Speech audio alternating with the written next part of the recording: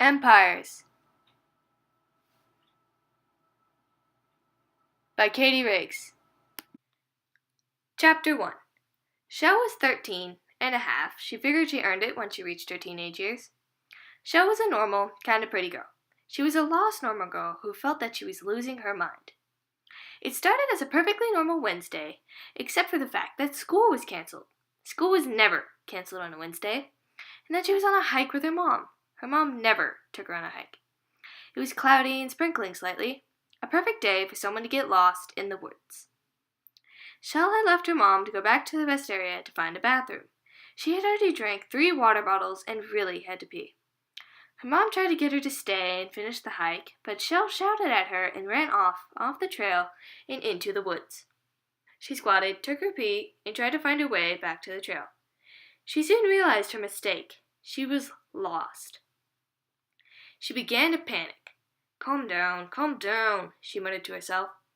Shell took a deep breath and began to look for trees and stones that looked familiar to try to find her way back to the trail.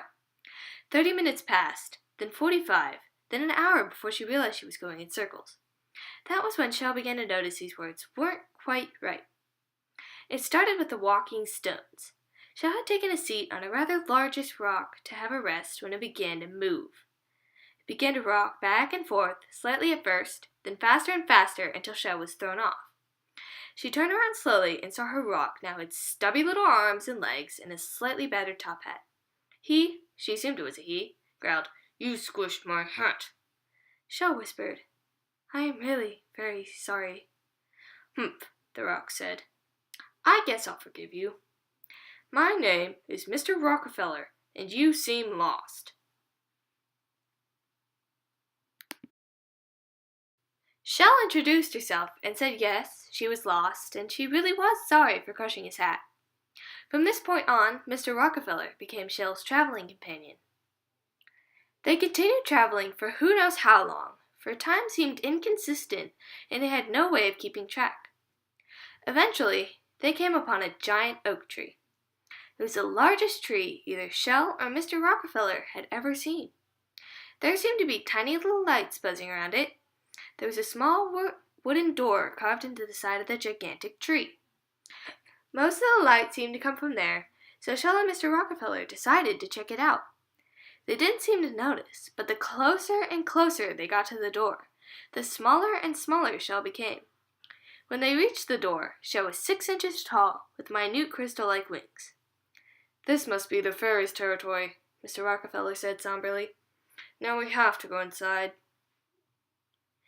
When they got inside, they realized it was the most beautiful place they had ever seen, perhaps ever. There are no words to perfectly capture the flawless beauty of the fairy empire. An unblemished, gorgeous fairy gracefully flew up to them. She said in a sing-songy, beautiful voice, "Are you lost? For we usually don't see many humans around here." Shell was suddenly conscious of her imperfections and her unusually deep voice. Mr. Rockefeller answered, "Yes, we are lost, and do you happen to know how to change Shell back?" "No," the fairy sang. "She came into our land of her own free will, so she cannot leave until her queen allows her." That was when Shell fainted.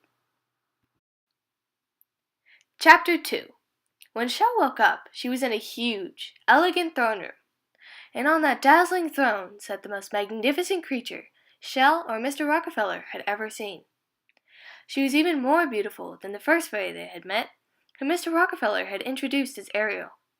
She said in her rich, lovely voice, "I heard from your friend that you wanted to leave our land."